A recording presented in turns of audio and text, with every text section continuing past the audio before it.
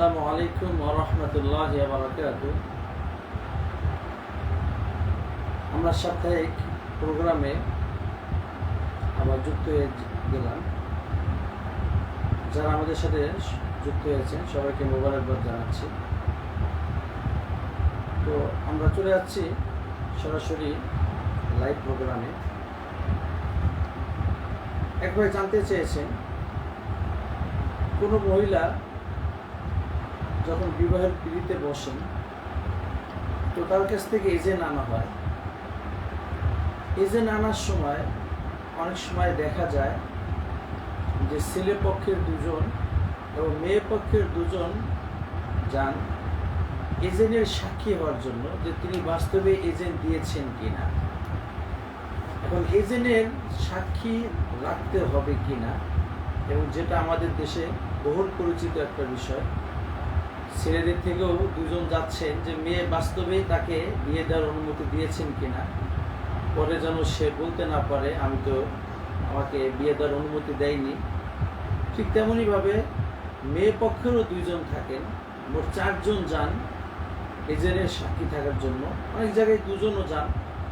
তো প্রশ্ন হলো, বিয়ের সময় মেয়ের কাছে যে এজেন্ট আনতে যাওয়া হয় এই এজেন্টের সাক্ষী রাখতে হবে কিনা। এর উত্তর হলো, এজেন্টের কোনো সাক্ষী রাখার দরকার নাই, এবং তিনি যে অনুমতি দিয়েছেন, যাকে দিয়েছেন সে যদি বলে আমাকে অনুমতি দিয়েছে এবং সে বিশ্বাসযোগ্য ব্যক্তি হলেই যথেষ্ট। মেয়ে যে অনুমতি দিয়েছে এটার জন্য আলাদাভাবে কোনো সাক্ষী রাখার প্রয়োজন নেই।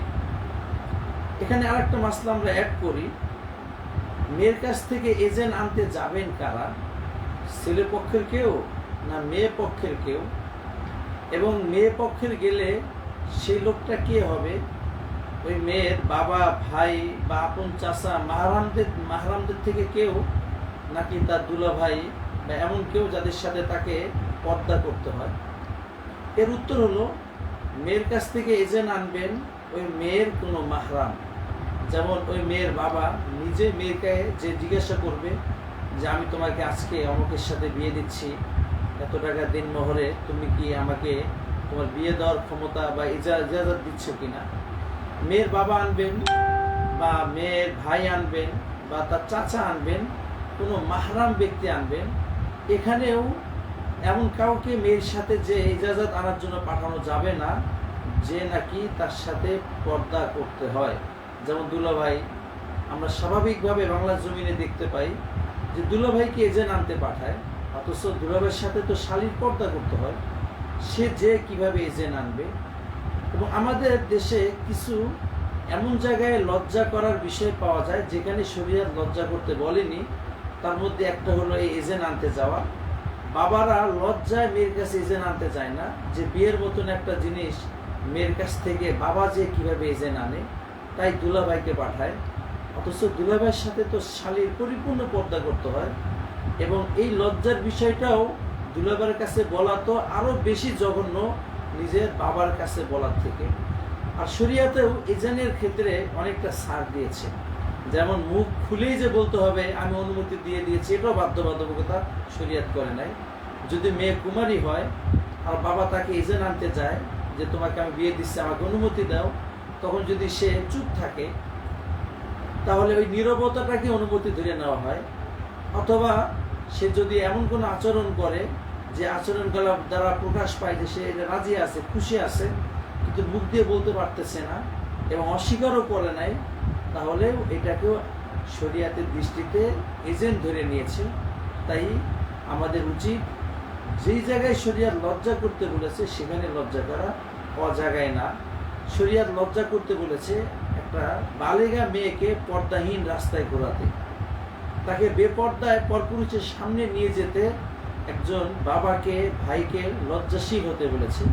আমরা ওখানে লজ্জাশীল না, আমরা এজেন্ট আনতে যে দুলাভাইকে পাঠাই, বাবা যায় না যে বিয়ের মতন জিনিসের কীভাবে এজেন্ট আনা হয়। হয়তোবা আপনারা প্রশ্নের উত্তর পেয়েছেন এবং যা জানতে চাননি তার থেকে বেশি পেয়ে গিয়েছেন। একবার জানতে চেয়েছেন, বিদেশের অনেক দেশ আছে যেখানে স্বামী স্ত্রী একে অপরকে নিয়ে যেতে পারে, দরখাস্ত করা যেতে পারে, যেমন ইউরোপ কান্ট্রি আছে। তো ওখানে কেউ যদি ভুয়া কাবিননামা বানিয়ে ওখানে যায় তাহলে এটা জায়েজ হবে কিনা এবং পাশাপাশি এর দ্বারা বিবাহ হয়ে যাবে কিনা। সুন্দর প্রশ্ন করেছেন। আমাদের বাংলাদেশে একটা কালচার চালু হয়ে গেছে যে ইউরোপে যেতে চাইলে ইউরোপে যে ছেলে আছে ওই ছেলের সাথে যখন এই মেয়েটার বিয়ের কাবিননামা প্রকাশ করে তাকে ইউরোপের ওই জায়গায় সাবমিট করে যে আমাকে আমার স্ত্রী, তাকেও এই দেশে নাগরিকত্ব দেওয়া হোক। এইভাবে সহজে বিদেশে যাওয়া যায়। এ কারণে দেখা যাচ্ছে অনেক মেয়েরা আছে যারা শুধুমাত্র ইউরোপের কোনো কান্ট্রিতে যাওয়ার জন্য ওখানের কোনো ছেলের নামে ভুয়া কাবিননামা বানাচ্ছে, তার সাথে বাস্তবে বিয়ে হয় নাই। এবং যেহেতু বিয়ের পুরো প্রোগ্রামের ভিডিও করতে হয়, ভিডিও করে ছবি পাঠাতে হয়, ইত্যাদি ইত্যাদি সব কিছু করতে হয়, তাই বর্তমান এই সবগুলোই করে। তারা বিয়ের অনুষ্ঠান করে, ওখানে ভিডিও করে, সব কিছু করে এরপরে ওই ছেলের কাছে পাঠায়।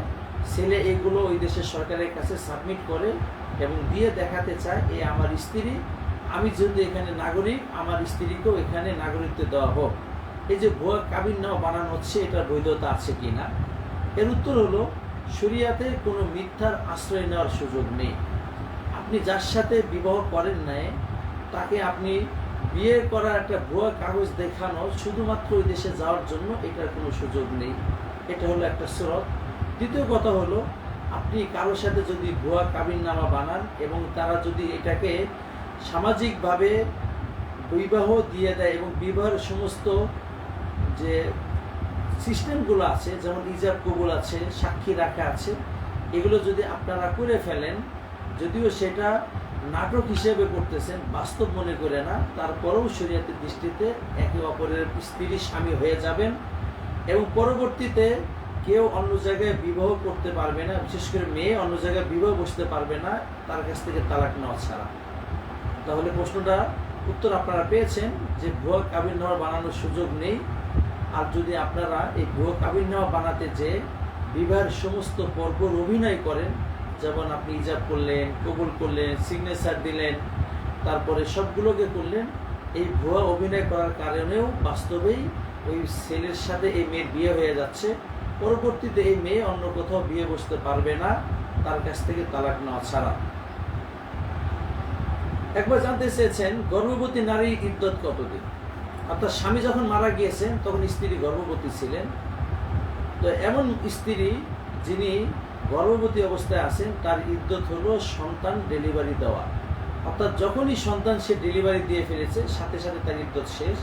এমনকি ওমর রাদিয়াল্লাহু তাআলা আনহু বলেছেন, কোনো স্বামী মারা গেলেন, এখন পর্যন্ত তাকে দাফন করা হয়নি, স্বামী এখন পর্যন্ত খাটিয়ায় আছে, তার স্ত্রী এর ভিতরে ওই স্বামীর সন্তান ডেলিভারি করে ফেলেছে, তার ইদ্যত শেষ হয়ে যাবে। অর্থাৎ ডেলিভারি শেষ, ইদ্যত শেষ, এরপরে সে অন্যত্র বিবাহ বসতে পারবে। তো গর্ভবতী মহিলার ইদ্যত হলো ডেলিভারি। স্বামী মারা যাওয়ার পরে যদি সে ডেলিভারি হয়ে যায় সাথে সাথে তার ইদ্যত শেষ, চাই সে ডেলিভারি একদিন পরে হোক, 1 ঘন্টা পরে হোক বা 9 মাস পরে হোক। একবার জানতে চেয়েছেন বিয়ের পূর্বে যদি কোনো ব্যক্তি বলে থাকে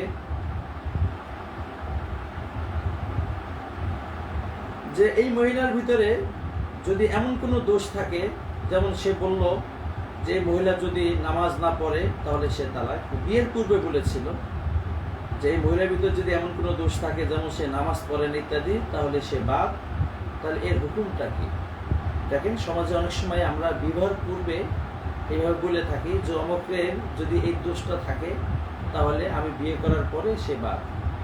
পরবর্তীতে তাকে বিয়ে করেছে, বিয়ে করলেই তালাক হয়ে যাবে কিনা, এই মাসলাটা বোঝার আগে এটাকে শরিয়াতের দৃষ্টিতে বলে তালাক বা নিসবাত বা তালাক বিশ্বাস। বিবাহের পূর্বে নিজেকে কোনো স্ত্রীর সাথে, কোনো মহিলা লোকের সাথে একটা সম্পর্ক ধরে নিয়ে এরপরে তালাক দেওয়া। যেমন এইভাবে বলা, আমি যদি অমুকের বিয়ে করি তাহলে সে তালাক, এইভাবে যদি বলে তাহলে পরবর্তীতে তাকে বিয়ে করলেই তালাক হয়ে যাবে। এখন যদি সে এইভাবেই বলে থাকে যে আমি যদি অমুকের বিয়ে করি আর তার ভিতরে যদি এই দোষটা থাকে যে সে পরকিয়া করেছে বা তার ভিতরে আমার দোষ আছে, কিছু দোষের কথা বললো, নামাজ পড়ে না ইত্যাদি, এবং পরবর্তীতে বিয়ের পরে যদি বাস্তবেই পাওয়া যায় ওই দোষটা, তাহলে আগের যে বলেছিল আমি যদি ওকে বিয়ে করি এবং এর ভিতরে এই দোষ পাওয়া গেলে তালাক হয়ে যাবে, এই কথার কারণে ফিকহে হানাফিতে তালাক হয়ে যাবে। এবং এর মাসলাটা একটু বিস্তর, যেহেতু সে যখনই বলেছিল যদি ওকে বিয়ে করি, তো যখন বিয়ে করে ফেলেছে এরপরে ওই দোষটা তার মধ্যে পাওয়া যাওয়া মানে হলো কেমন যেন সে নগদে বলতেছে আমি ওকে এই দোষের কারণে তালাক দিয়ে দিলাম। এমনটাই ফিকহের কিতাবে আছে, বিস্তর আলোচনা সবার জন্য উপকারী নয়, তাই আমরা আলোচনা করলাম না। সে হিসেবে তালাক হয়ে যাবে। আমাদের উচিত এইভাবে বিয়ের আগে কথা না বলা, বললে কিন্তু আপনার তালাক হয়ে যাচ্ছে, এবং এইভাবে তালাক বললে এক তালাকে রুজি হয়ে যাবে, এবং সে পরবর্তীতে তাকে যদি নাকি পুনরায় বিয়ে ছাড়াই রুজাত করে নিতে পারবে। একবার জিজ্ঞাসা করেছেন, অনেক জায়গায় বিয়ের সময় বর কনেকে কালেমা পড়ানোর রেওয়াজ আছে, এটা শরিয়াতে কোনো মাসলা দ্বারা প্রমাণিত কিনা। অর্থাৎ অনেক জায়গায় আছে বিয়ের সময় ছেলেকেও কালেমা পড়ায়, লা ইলাহা ইল্লাল্লাহ মুহাম্মাদুর রাসূলুল্লাহ, মেয়েকেও কালেমা পড়ায়, এরপরে তাদেরকে হিজাব কবুল করায়। এই যে কালেমা পড়ানোটা শরিয়াতে এর বিধানটা কি? এর উত্তর হলো এই যে বিয়ের আগে ছেলে ও মেয়েকে কালেমা পড়াতে হবে, এটার কোনো প্রমাণ কোরআন সুন্নাতে নেই। কেননা বিয়ে তো করবে মুসলমানকে, তারা তো আগের থেকেই মুসলমান, আর যখন আগের থেকে মুসলমান এখন তাকে কালেমা পড়িয়ে আবার নতুন করে মুসলমান বানাতে হবে কেন? হ্যাঁ, যদি এমন হয় যে দুইজনই হিন্দু ছিল তাই তাদেরকে কালেমা পড়িয়ে মুসলমান বানিয়ে মুসলমান দেওয়া হচ্ছে, সেটা ভিন্ন কথা। অথবা দুইজনের কোনো একজন হিন্দু ছিল বা অন্য ধর্মের ছিল, তাই তাকে এখন কালেমা পড়িয়ে আগে মুসলমান বানানো হচ্ছে, তারপরে বিয়ে দিয়েছে, সেটা একটা ভিন্ন মাসলা।